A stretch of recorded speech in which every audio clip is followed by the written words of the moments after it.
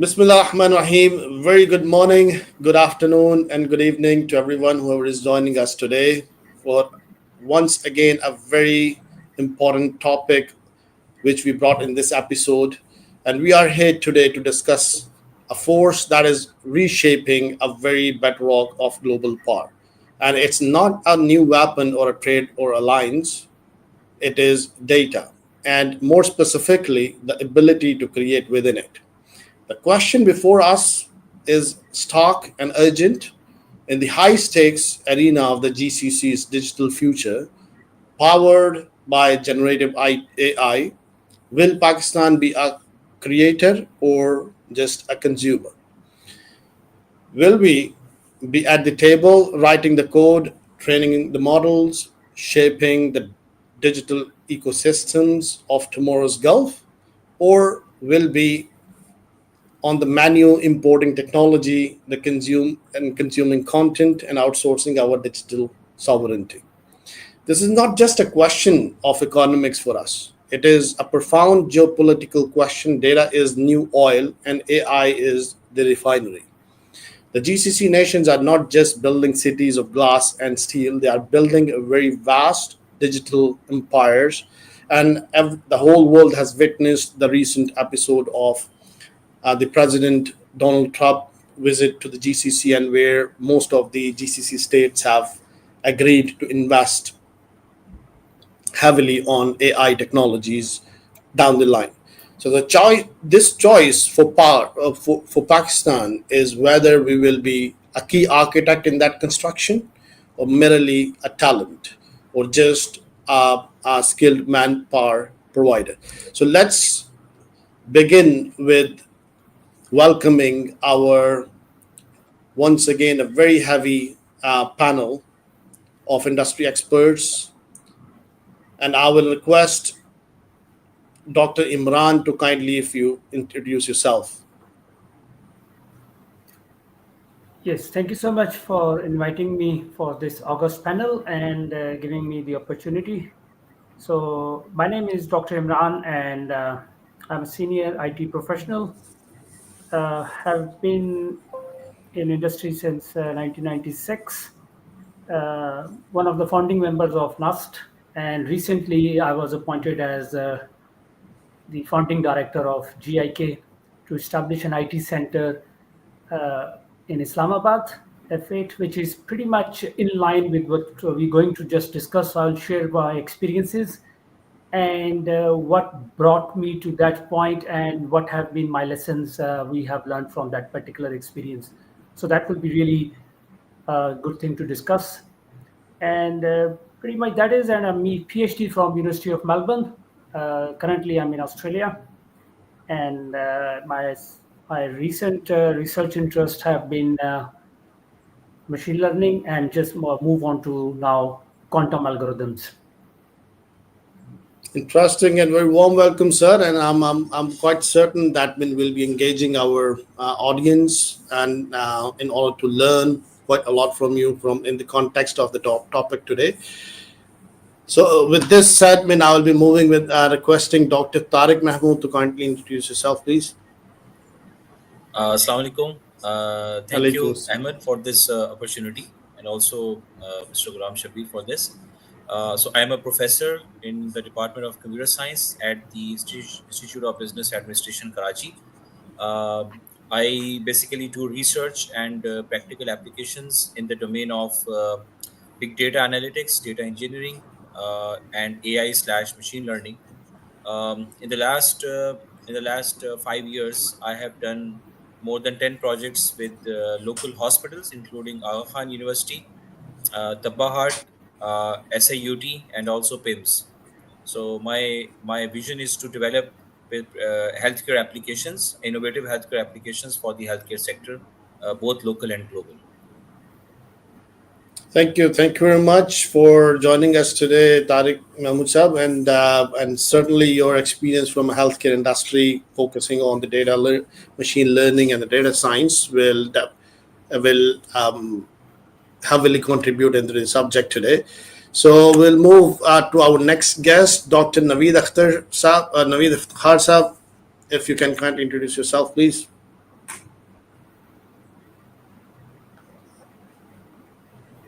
Sir, I think you're on a mute. Ji, Assalamu alaikum everyone, and thank you for the invitation. I'm Naveed Iftikhar. I'm co-founder of atomcamp. Atomcamp is an AI upskilling platform training company. We do AI trainings in Pakistan and mainly in the Kingdom of Saudi Arabia. So this topic is of immense interest to us because we've been working in this space for a couple of years, both in Pakistan and the Kingdom, and we work closely in both countries with the governments and Ministry of IT, businesses and youth in both countries in upskilling in AI. So looking forward to this conversation. Thank you very much, and certainly, like I mean, it will be a quite striking discussion which will be coming forward from your side. Jamil Saab, kindly introduce yourself, please. Thank you very much. Myself, Jamil Rehman. Basically, I'm heading Swiss Southern Gas Company as Group Head IT, and by profession, I am an engineer and Masters in Computer Sciences. Presently, I am a bit involved in AI, Gen I, and agentic type AIs, and also engaged in quantum studies and a little bit on the research side. Just to add here that I also have working experience in both Saudi Arabia and Dubai.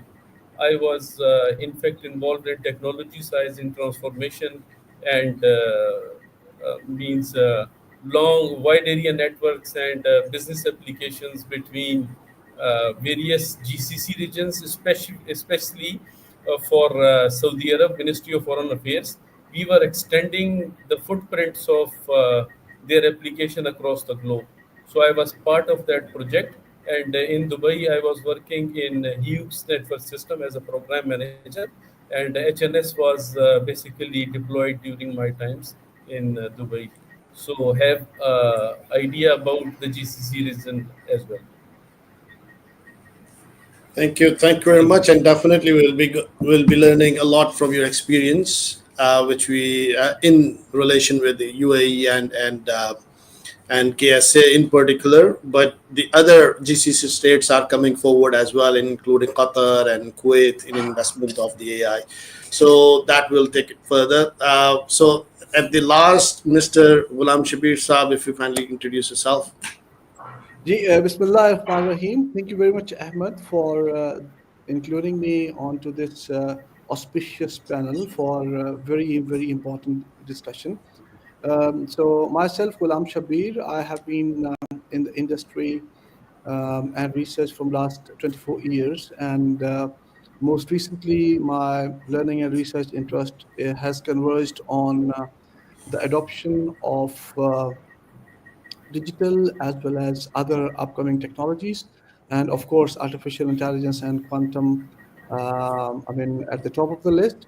And I actually study this from the perspective of adoption, governance, as well as standardization and overall internalization of these technologies with various organizations of various size and various quantum. And it is really, really exciting to be amongst the galaxy of stars presenting the data science from academia as well as from the industry. Thank you very much for this opportunity. Thank you. Thank you very much, Ghulam Shabir Saab, for joining us today. And as you've been always regularly contributing to this forum and the knowledge economy as well, and we highly appreciate your joining once again. So, with this said, as in the opening discussion, as I mentioned, that the choice for Pakistan is whether we will be a key architect in that construction or merely a tenant. So let's begin by unpacking this critical crossroads where we have observed from our recent efforts through Pasha or PSEB and the embassy in UAE or embassy in Qatar, embassy in Saudi, where a lot of effort has gone in to bring the gap closer, to bridge up this gap of tech industries between GCC and Pakistan. So with this admin, if I let me push forward the first question to ask is, why is now the right time for a tech partnership between the GCC and Pakistan? So if I kindly request Dr. Imran Rao to start with. Yes, thank you so much. So certainly, there is no doubt that this is the right time, and I will first highlight some of the important development in recent years, and which actually the give emphasis that these two nations or these two regions, they can definitely make benefit from the changes recently being observed in not only geopolitical changes but the technological advancements. Yeah. The timing aligns with the GCC's aggressive push towards economic diversification away from oil dependency, as seen in initiatives like Saudi Vision 2030 and UAE's focus on AI and digital governance, coinciding with Pakistan's growing IT sector growth amid global digital transformation demands post 2024 economic recoveries. Uh, Critically, uh, this could be opportunistic rather than strategic. Pakistan's political volatility and reliance on foreign aid might make it a short term beneficiary, but GCC nation risk overexposure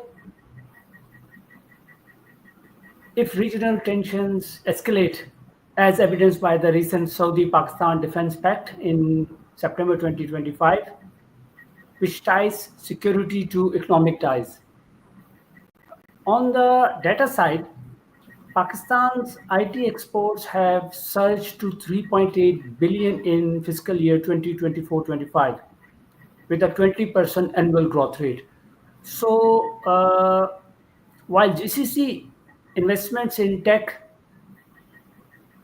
and and startups reflects a mutual need for talent and innovation hubs, but as I said, that the time is right, and is Pakistan, quote unquote, ready for this partnership and make maximum out of this thriving opportunity? That is a question. Indeed, I mean that's the question remains on the table to address. That is it opportunity or it's the need of the time. So Tariq Sab, if you can, you know, your views on this, please. Okay, thank you. From an academic perspective, uh, the students in our university and also in many other universities, uh, they are like studying the courses which are associated to this topic, like uh, ML ops, LLM ops, artificial intelligence, deep learning, big data, machine learning. So the Pakistan is famous for the tech skills of the students. Uh, our students are already working for USA and Canada since a long time. Even offshore, they are working. So this is the right time to do it because we have the workforce in our universities uh, who can help GCC, give them the skill to in their vision of creating large data centers and Stargate. For example, you have the Stargate AI program. So you need a very good workforce to fill up the gap and do the stuff. So I guess Pakistan is positioned because the universities here are trying to improve their quality quite a lot, especially in the cities. So I do believe because we have the workforce, we have experienced personnel as well. So this is the right time to do this merger. Yeah. Right. Yeah, indeed, it is a very important element because we do face a heavy brain drain as well as a nation, where a lot of good talent is living abroad, and becoming part of that workforce, which is. But let's see how what are the views of other panelists. To so Dr. Naveed Sab, if you please add your views on this. Ji, thank you, Yes. Ji. So I personally think that this is a huge opportunity for the region. If we see Gulf countries have capability to invest in technologies, the capital investment that Pakistan is lacking. So this is an opportunity to be in this region where Pakistan needs to establish more close linkages with the developments which are happening in GCC. The issue is that Pakistan does not have data centers, does not have computing power. We have research capability, we have manpower. So here comes a combination. And no doubt, in other smaller countries, in Qatar, in UAE, and Kuwait, obviously population is less, and they need more people to work on such technologies. But even in the kingdom, in the kingdom of Saudi Arabia, right now universities have improved their quality of education massively, actually. So their research capability in Saudi universities, the quality of training has also improved a lot. So when I see linkages, I think this is right time that we need to establish more closer linkages between our universities. So I don't see this as happening as of today. At the government level, things are happening, embassies are working together, tech companies are exchanging their products across the countries, but university to university collaboration in research for exchange programs. So this is not happening. So one area where Pakistan needs to establish more closer relationship is actually, is to utilize the computing capabilities of GCC countries. The digital infrastructure that is missing in Pakistan obviously need to be invested by Pakistan, and then you can rely on data centers and computing in GCC. But the second thing is the university. The skill development challenge is actually quite common across this region. Even in Pakistan, we have good universities where quality of education is better, but a large segment of Pakistan is also where quality of education is not so good. And the same challenge is faced in GCC. So when I see this youth upskilling, this should be a common goal for this region, for cross-country platforms, the organizations like DCO, Digital Cooperation Organization, and other where Pakistan and Gulf countries are part of.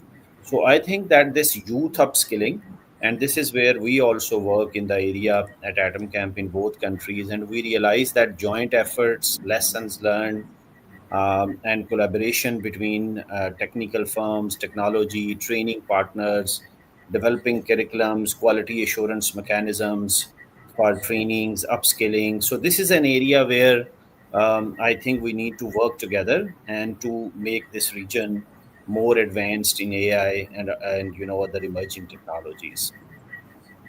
Yeah, I mean, I would absolutely agree that, I mean, on the side of academia, I mean, still there's a lot of effort needs to be done in order to align and join the forces to commonly, address this common sort of objective from both sides. But I do have like a couple of other aspects to highlight. But let me take the views from Jamil Saab and Ghulam Saab first, and then I'll come back to you. Jamil Saab, your views on this, please. G, very well briefed by our respectable panel members.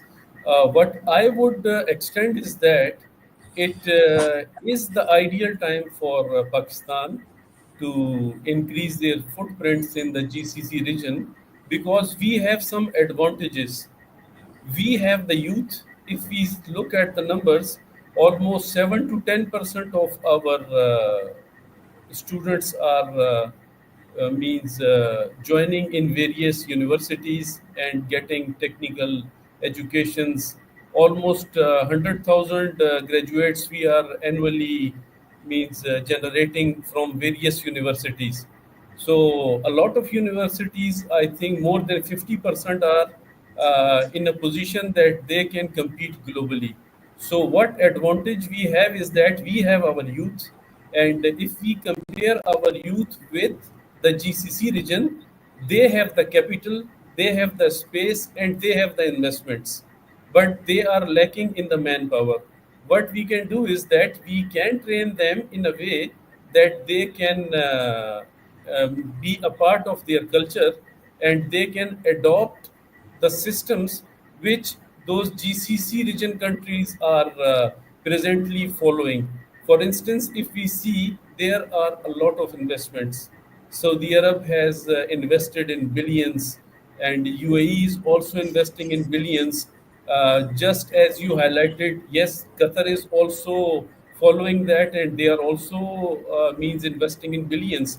Though it's not such a big number, but still, with almost $3 billion investment in specifically in the technology sector, focusing on AI and Gen AI and building the data centers, is an opportunity for all of us to train our youth to go abroad, especially in the GCC region, and be the part of that system. One advantage which we have over the others is that culturally we are similar, and during the recent incidents, we are very much gelled in with Saudi Arab, with Qatar, and we can work as a team, subject to that we train our engineers and our professionals in a way they can either work remotely and be the part of them. Temporarily, they can be sent to those regions, and they can get trained to their culture, and they can train our engineers here. Means we can build an ecosystem in a way that we can go there, have an experience, and get awareness of their culture, which almost 60-70% we are already aware of. Rest of the things we can convey to our young engineers, young professionals who are getting their education in various sectors, and we can train them so that they are ready for working in that region. Absolutely, Mirai. There's no second opinion that we are the most closest non-Arab nation to the GCC, because having the similar writing script with Arabic, and culturally and religiously closer to them. But apart from all those cultural norms, and the commonalities and the professional grounds, I'm really glad to share with you that as far as Qatar is concerned, and secondly now in KSA as well, we become the preferred choice for tech investors there. And this is why this is important to discuss today, and why we are discussing that. Is it a right time, or we are already late? So at the end, I'll request Ghulam Shabbir Saab to kindly share your views as well, because we need to look at in a more holistic manner that I'll discuss further. But let's take your views on this current going on discussion. All right. Very valid points and contribution made by all the respectable colleagues. I would just like to pick one out of the entire conversation as of now, and that is that certainly there is no doubt that we have a massive amount of opportunity over there to provide all kinds of inputs and support in terms of building onto our relationships further, and in the realm of technology. However, the point to consider or reconsider many a times for us is that what is it that we can contribute the most, and where are we lacking as a nation in terms of developing or researching the talent which is actually required to fill in this entire skill gap within both Pakistan as well as GCC, right? So we need to be clear in our need for that specific development. And we must also stay clear in terms of what we can offer solemnly, positively, as well as in a value added manner to that region in terms of the skill, particularly when it comes to tech.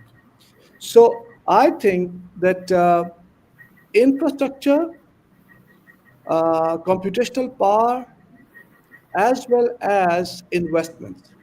These are the three key asks that we have at home, actually, because all the talent which we are aspiring to develop and which we are aspiring or endeavoring to bring value added returns across this entire value chain will be requiring these three fundamental inputs, right? And I don't think that we have the economic muscle as well as relevant policy thinking at home that we can bring in all these three prerequisites.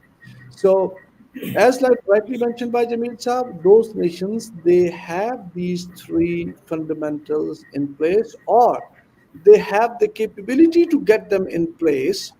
Now the other major avenue is that how to bridge up with this opportunity, and that is that we need to give them standardized as well as attitudinally positive and very astute workforce, which can actually be a contributor into their development agenda, especially in the field of artificial intelligence as well as digitalization and data from all the angles and all the aspects. So this is my submission. Thank you. When I don't have any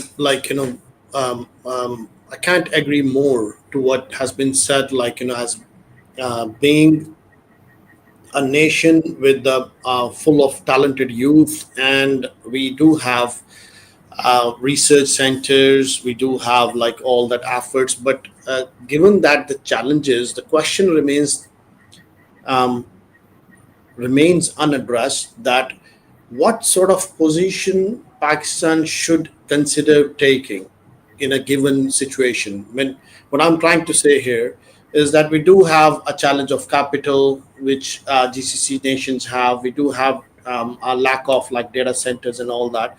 But Ghulam Shamir sir, I would like to request you to first start addressing this question. Is that should Pakistan, with the given challenges, consider still contributing the premium workforce into development of GCC and still remain, as just manpower provider, or we should take a position of a leader to setting up, a regional startups hub where AI data centers are required to be built and invested here in Pakistan, and where Saudis and Emiratis should come to Pakistan and take the trainings for. We should, because if you consider that, holistically the landscape of a talent pool, our professors, our senior professionals are going there and training their resources. They are just, and we are losing our talent pool. We are losing our, the premium brain talent, but nothing is coming back per se other than just a few set of remittances. So how in your views we can change this paradigm and balance this power landscape for the future of Pakistani nation? So very, very important dimension, Ahmad. Actually, and that is why, based on the dimension that you have just discussed, that you have just set up for discussion, that is why I have already stated that it is basically upon us to decide that what is the ask, what is the requirement at our end, and what is the contribution that we can solemnly and in a most purposeful manner we can bring it to the table, right? So at this point in time, actually, it is basically balancing between the interests of the two, I mean, one region and other nation, which is culturally or more obviously religiously aligned with that region altogether, and which has a huge workforce.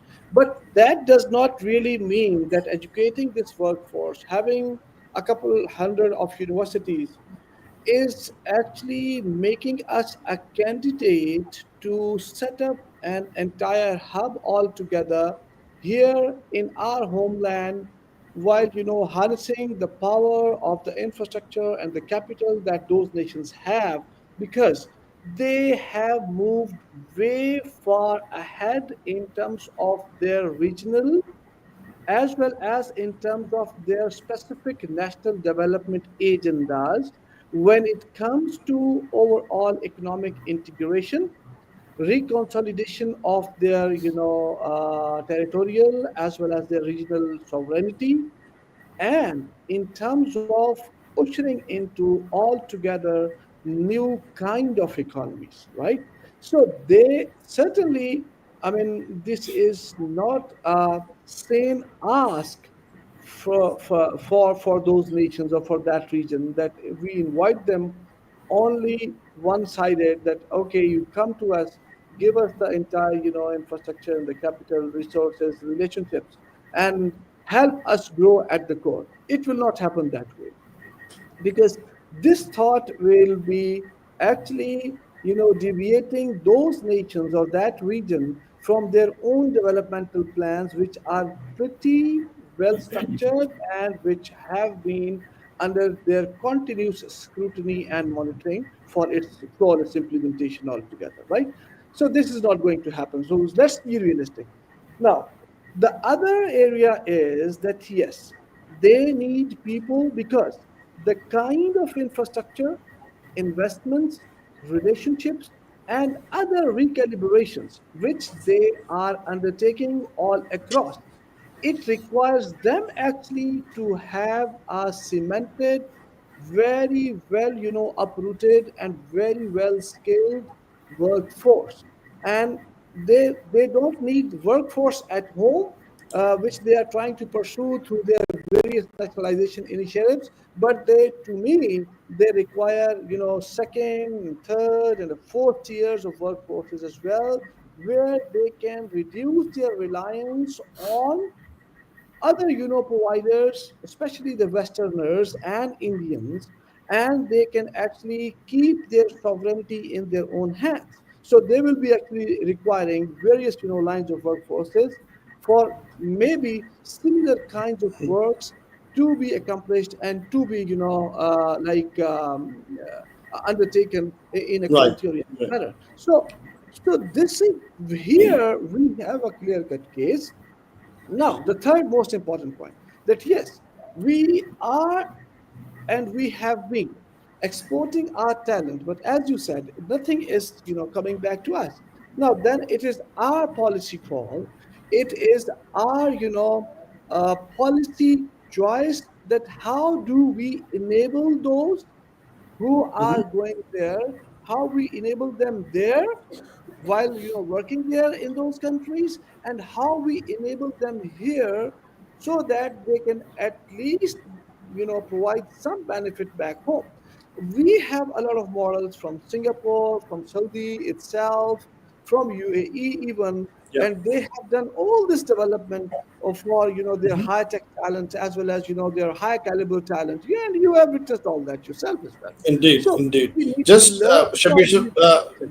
Yeah, that's it. yeah, kindly allow me to come back on that because I need to collect the viewpoints. So thank you so much for painting the development landscape around, the efforts which have been put down, and definitely there is a strategic need of developing these partnerships and alliances at the moment to complement each other. So, Dr. Imran Rao Saab, and if you your views of what has been said so far.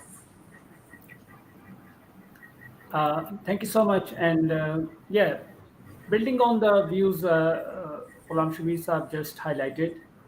So, to answer the question, is Pakistan's role to provide workers or to create the next big startup for the region?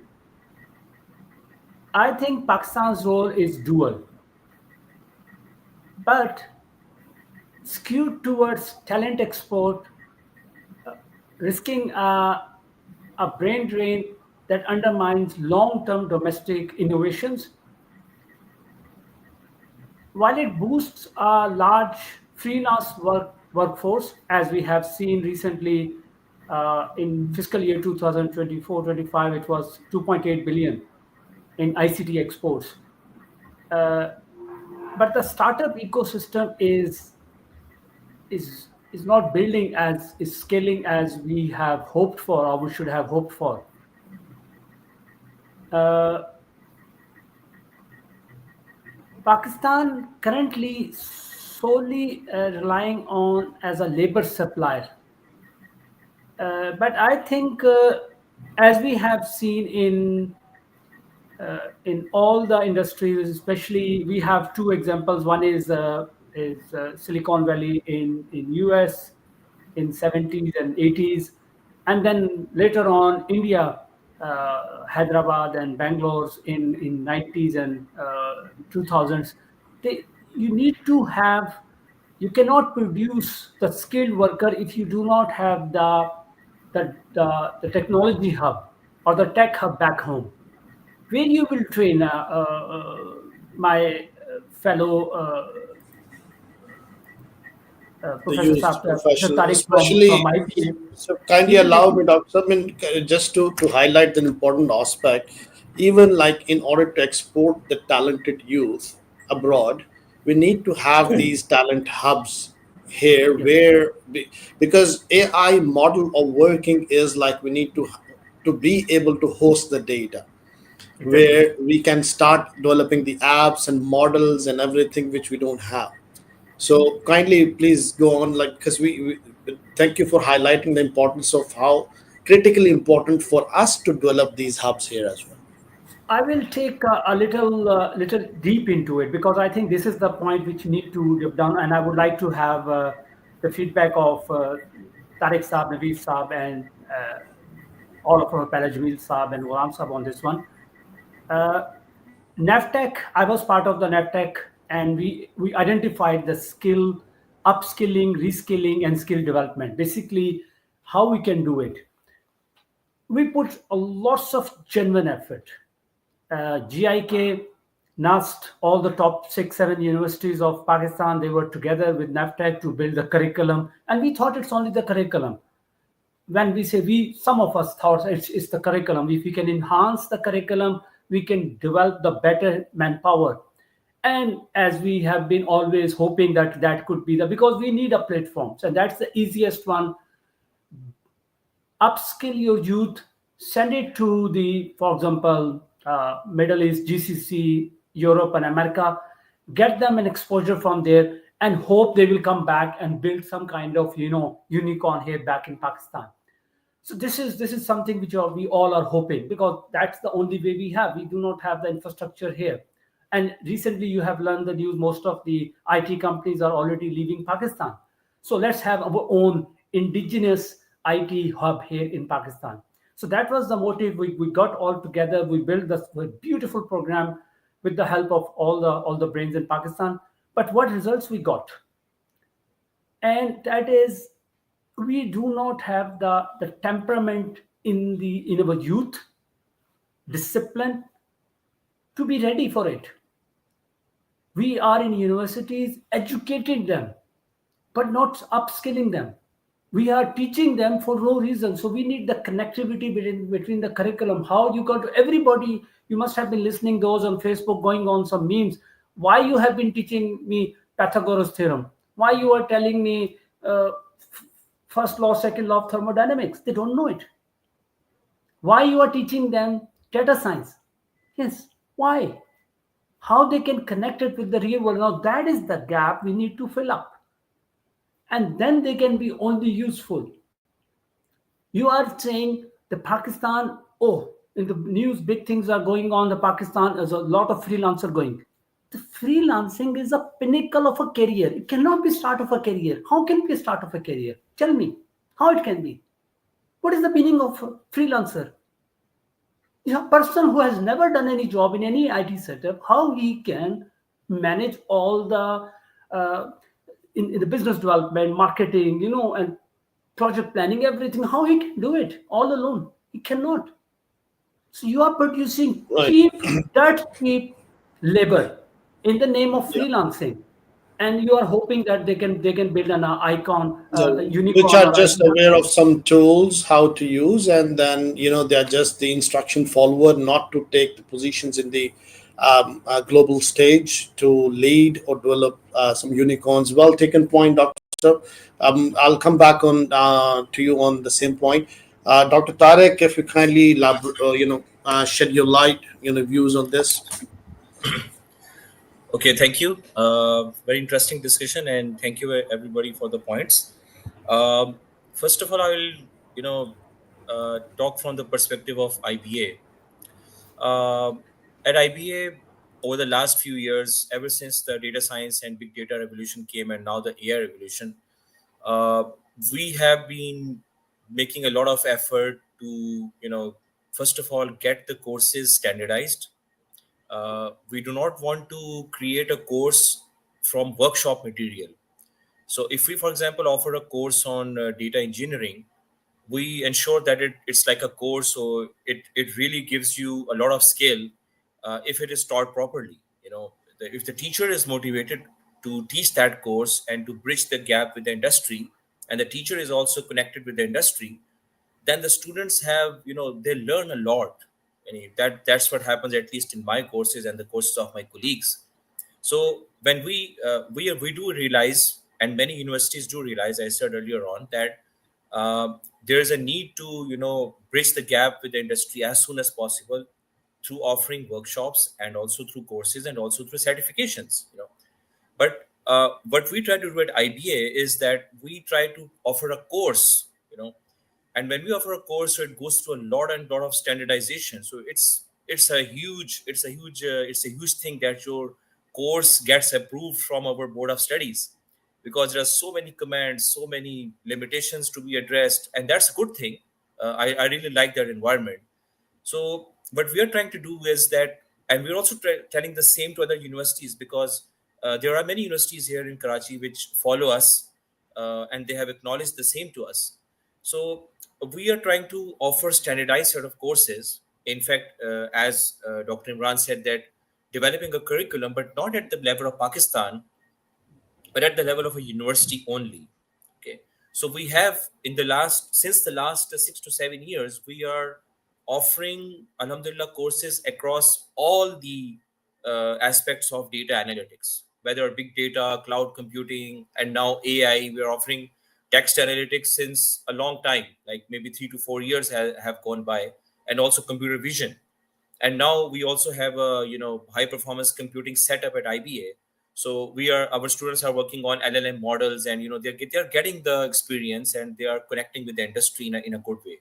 So the point is not to project IBA. The point is to tell you that if the universities, if they have that mindset, of connecting with the industry, if the heads of the universities have that mindset, then things become very easy.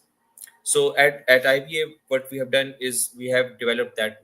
There's only one course which is lacking, which is working on large scale infrastructures, which is the topic of this discussion. We do not have access to those infrastructures to help students do big data and AI on such huge server machines. So that's what we need, and that is exactly what my second point is, that if we're talking about setting up an infrastructure here in Pakistan, uh, I think it's going to be very expensive, because when you talk of AI, you need GPUs, and GPUs are very expensive. So we have a GPU cluster at IBA, and it took us like 1.5 years, 2 years Exactly. to get that. So what we need is that we can be a consumer, but we are a consumer of what we create. So the perspective here is we select from each university, to you select that person who is motivated to work on such a project, and that person should be held responsible, given responsibility to develop applications which the GCC wants.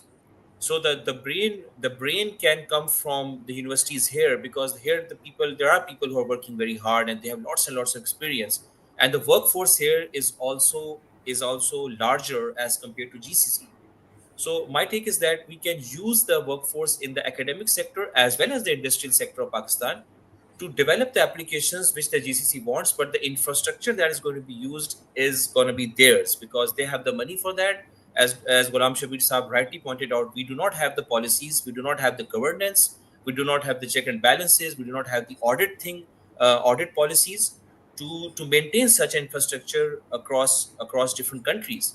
So we use their infrastructure, we use their money, and also their talent as well. But we keep the IP in our hands. And here, the faculty there are many faculty members who have won projects, international projects with UK, with the USA.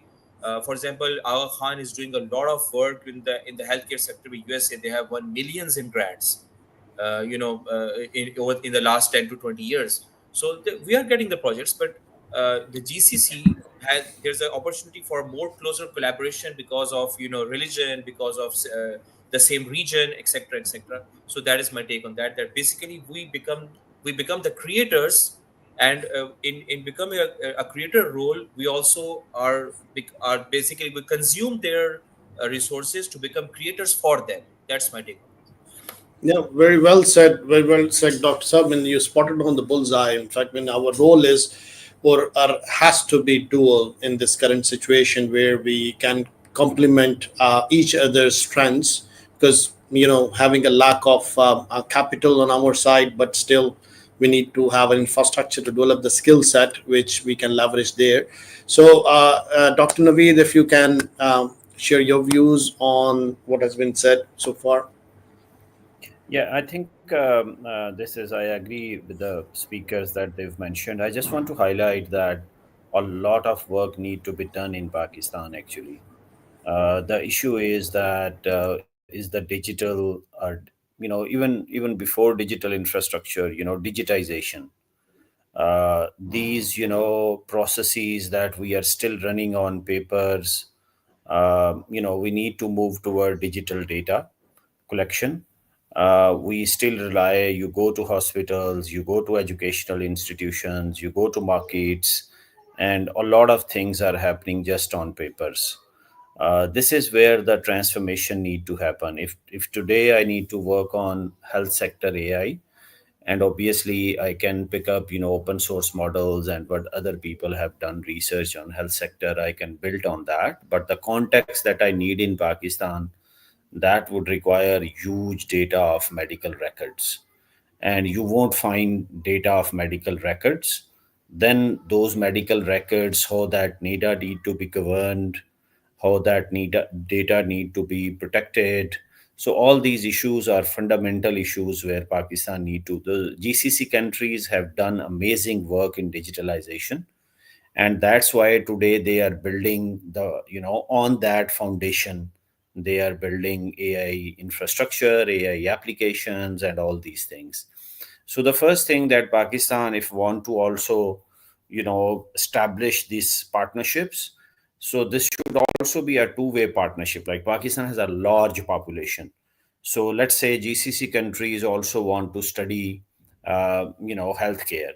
So Pakistan's data set can also provide where federated learning, so many other ways where data is not being transferred to others, it is still being protected, and we can still work on such models. There are ways to do it. So there is this collaboration that is needed, that Pakistan also need to have digitalization infrastructure in place, and legislations and governance for data protection, that is also very, very important. With that, just and then across universities in Pakistan, we have this huge number, but the quality of skill development that really need to improve. That is not just universities. Obviously, our school education need to improve a lot, because what we are getting in universities, this is coming from high schools. The way we used to impart education, that need to change in this AI era. But I see very little progress happening on this front in Pakistani schools. That how we need to change pedagogy, how we need to change content. And for high school, I personally think this in this era, and countries like Pakistan are anywhere actually. So university education, not everyone would need to go to university to become workforce ready for a white collar job.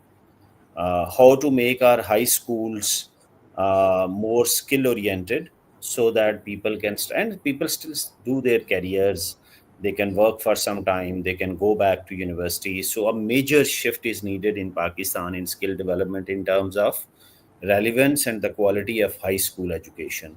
So earlier I mentioned the digital infrastructure that we need, and then this educational system at school level where we need to improve the quality and relevance. And the third thing is then obviously establishing these linkages with the GCC countries. And again, we can learn, and now this is also something which Pakistan can learn about the digitalization, e-governance. So these are all things where all these GCC countries have taken, like I give a daily basis example of what happens on our airports actually. And you land in UAE, Qatar, and other countries, and there are these walking gates where you scan your passport, and you just that's immigration is done. So just compare that what happens on Pakistani airports in terms of immigration. So there are these things where we can build on each other's resources, where we have a higher, like a large workforce available, the digital workforce, the data sets that we need to produce. GCC countries can rely on us. We need to learn from their e-governance. And second, we also need to build on their data structure, data centers, how we can utilize that. So I think this brain drain is also something that we highlight a lot, but I personally see that there is always a brain gain when you work in other countries. Your labor force sitting in Pakistan, even if they are working abroad, they are learning about different cultures, contributing, and that actually, sort of helps them to become a better person. So this more collaboration, partnerships, learning from each other is actually needed, and that will be a positive impact on both sides. Absolutely. I mean, thank you so much for highlighting, more holistically the challenges on the ground. And yes, I do agree with you up to greater extent. But however, there are some sort of realization happening at the government level where the Digital Nation Act has been signed, and let's see how it's usually like gets action upon. Jamil Saab, I think quite a lot has been said. So your views, please, on this. Yes, thank you very much. I would just like to add one positive point on that. That if we see the Western world, or if we look at USA or Australia region, their data centers are already populated, and mostly populated with the legacy equipment, I would say, because for AI, the compute requirement, the storage requirement, the storage regulation system is outrightly changed, because a lot of governance has been involved in that. For them, it's challenging because in order to expand their data centers, it's not that simple. They have to do a lot. A lot of investment is required, and for an already established a data center, expansion is not that easy. But if we look at the Middle Eastern GCC region, like Qatar or UAE or Saudi Arab, they have plenty of land, and they are in the process of building. So what advantage they are having upon those Western world is that they can build state of the art new technologies that will be able to compute a lot of data. See, the problem with the AI is that for AI, fuel is data. The more the data you have, the better AI system you will be able to implement. So what they can do is that they can implement a robust and scalable system from the scratch. On Because of that, they are going to have an edge. Like we have Google, we have Amazon, we have Microsoft clouds. All these clouds are already working with thousands of data centers and millions of servers. But they can very easily means consolidate that number in a very fewer number with very less number of servers with a very compact space. They can have the same systems up and running with a lot of compute and storage available with them for a better utilization of AI in their region. So they can be a hub, especially when we look at the religious perspective. So we and most of the Muslim countries will be more inclined because of the similar cultures to their data centers. So they can very well accommodate these things in their region. And what opportunities I can see for Pakistan is that we can be a part of them while developing these initiatives to bring them in production. And in parallel, what we can do is that the people who are implementing those technology initiatives there, they can be utilized on barter basis in Pakistan. We can have some data centers in Pakistan, means managed and owned by the GCC countries, and resources can be shared between them to have the similar kind of services in Pakistan.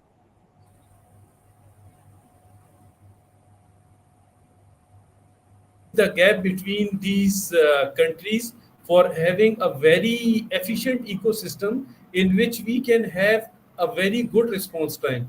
For instance, if my data is stored in any of the GCC regions data center, and in on contrary to that, I have their one fraction in Pakistan, and I am hosting my data here. One, I have the comfort that I have my data in my own country. Second, I can have a very fast process and compute and have exit and process of those systems very efficiently. So that can be very beneficial for us and for them as well to get maximum advantage of those systems. So that was Absolutely. I mean, that sounds like a more practical, tactical, operational plan to execute, and when we get into on ground to deliver. But with the considering the time challenge I have now, since we are reaching on the very closely on the mark, I really need to jump on our last question, which I wanted to have the answers for, is that considering the current geopolitical situation of the GCC, I mean, as we all know, that all the GCC nations, they do have their own 2030 visions, especially KSA, UAE, and Qatar and all. So, Ghulam Shabir sir, considering that future down the line from 5 years from now, and having a lot of challenges for them as well in the hand, considering the data sovereignty, considering their lack of skill set on the ground, and a lot more. In your opinion, what would be the one thing you consider can put Pakistan on the right track for the greater success for us in this field?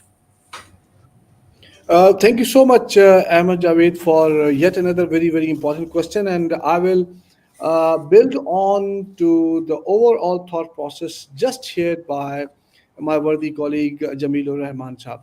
You see, so it is perfectly a case for cooperation between Pakistan and the GCC region down the road 5 years or 4 years from now. And this case particularly has a lot of relevance with the overall development agendas those countries are following within and across the region.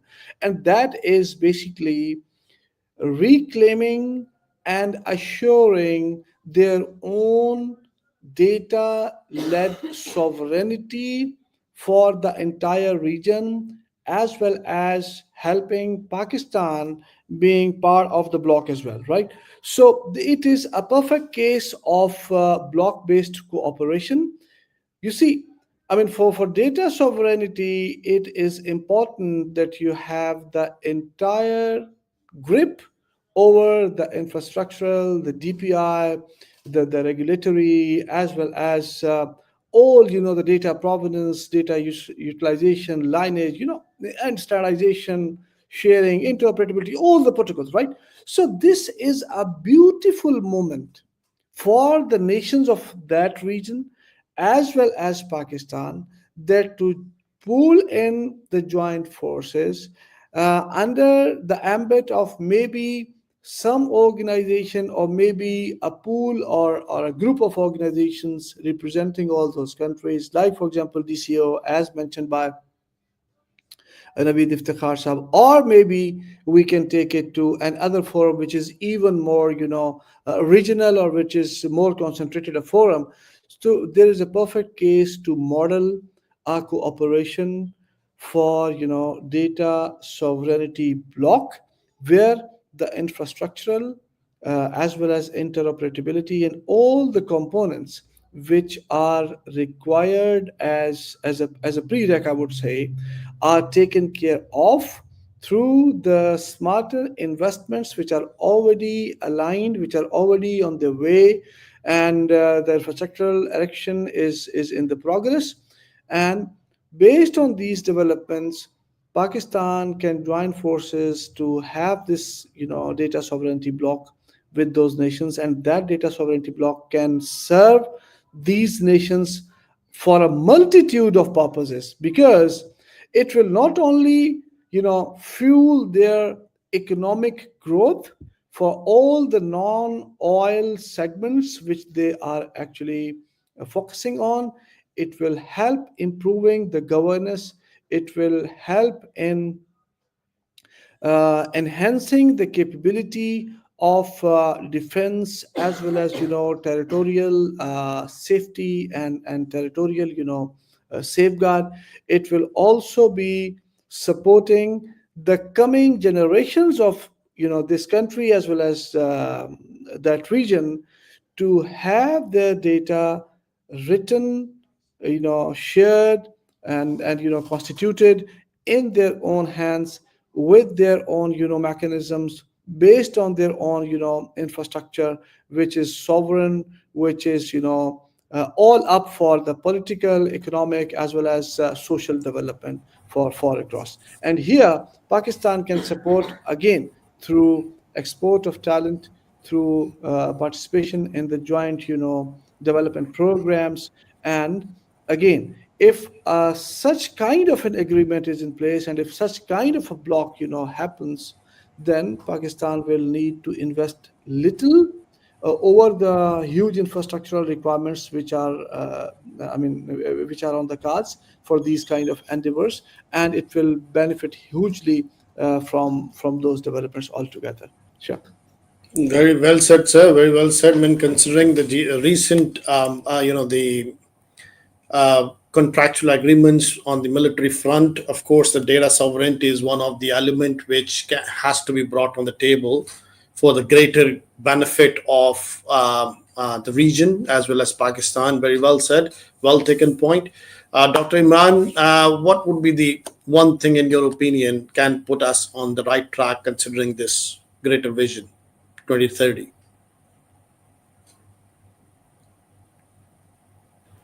Yes, so critically, this must exceed worker provision to include equitable IP sharing and innovation hubs in Pakistan. So that is definitely so. And I would say the outcome of this partnership must be a measurable joint tech venture leading to at least one or two regional unicorn startups originating from Pakistan. If it doesn't happen, I would say just as again another labor sharing or providing the workforce, as we all know and understand that that's GCC's main attraction towards Pakistan. We join, we share a lot of cultural values, religious values, and in the mid of this recent collaboration between Pakistan and Qatar and Pakistan and Saudi.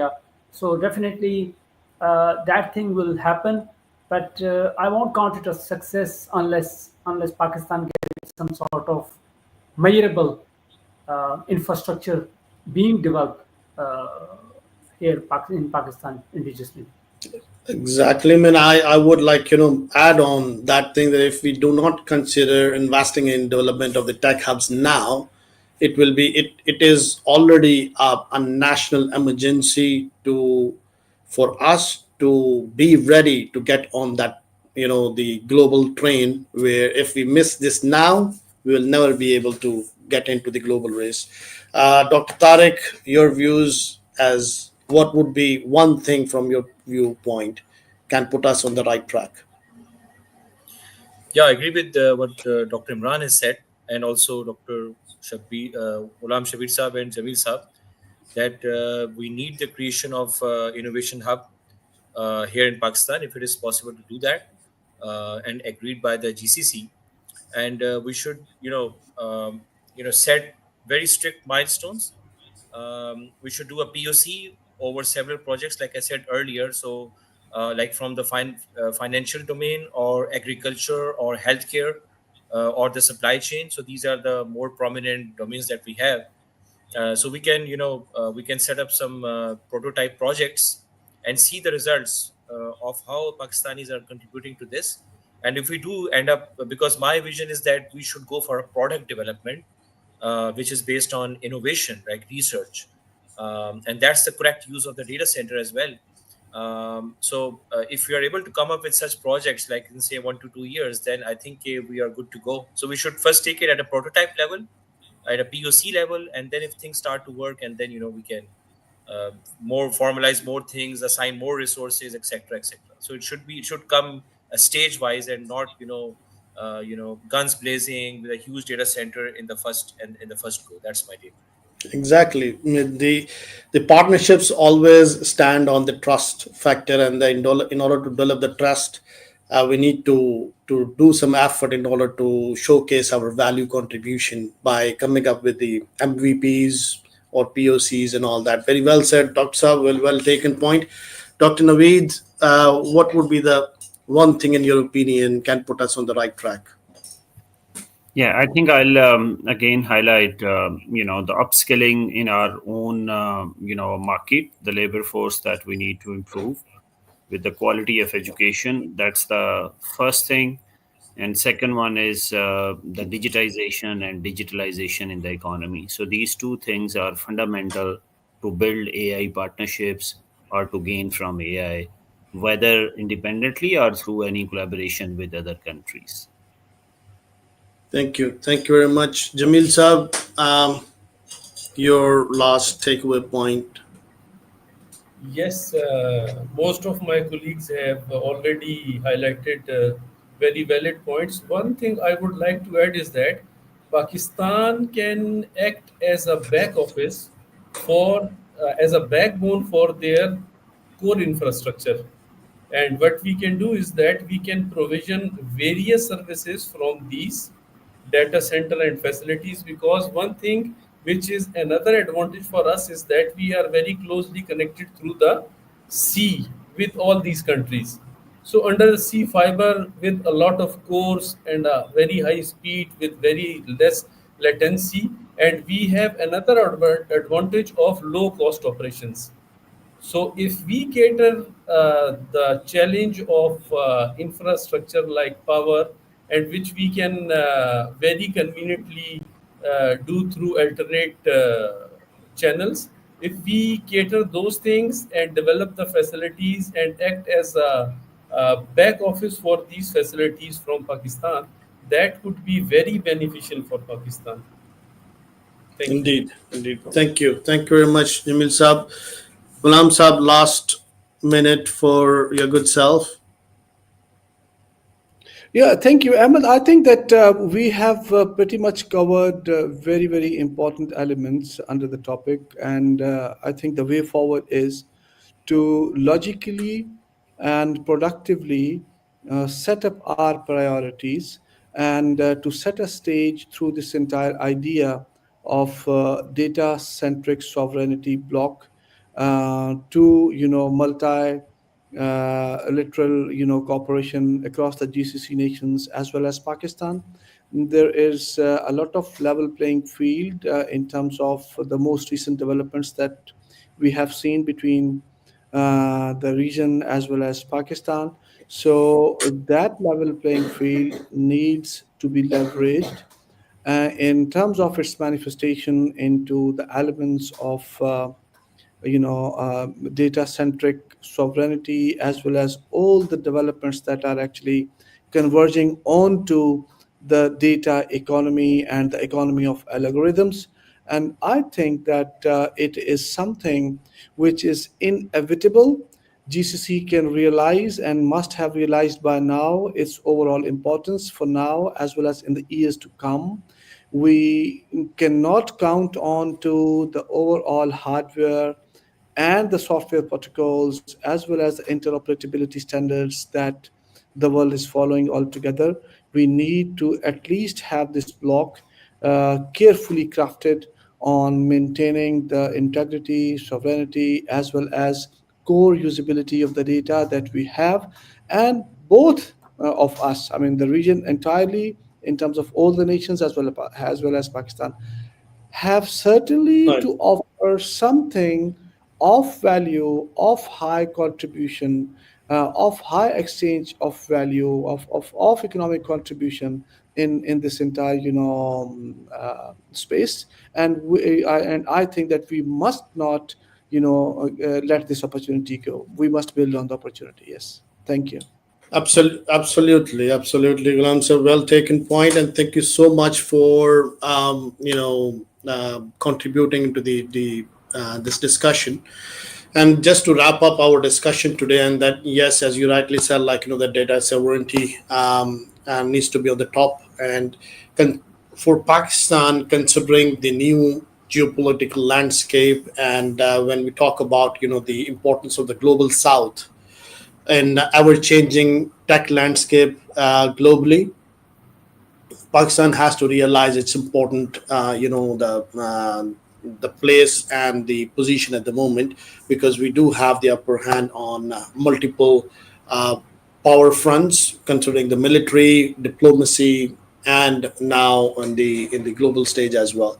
So, with that said, there is where more emphasis came out of our discussion in order to construct our internal tech hubs, as well as development of talented and skilled workforce, which not only contribute in developing our internal unicorns, and to be able to, they need to be familiar with the global culture so that they can contribute well into the global economy as well. With this thing, man, I would like to thank each and every one of you, Dr. Imran, Dr. Tariq, Dr. Naveed, Jamil Saab, and Ghulam Shabbir Saab, for taking your time out and contributing your knowledge and wisdom for the greater benefit of the community. So we will be bringing more similar episodes and topics in the future on Technovation with Ahmad Javaid. With this thing, I would like to say, take good care of yourselves, and with this thing, Allah Hafiz. Allah Hafiz. Thank you. Thank you Allah very Hafiz. much. Thank Thank you you. very much. You're, Thank you. Thank you very much. you're most welcome.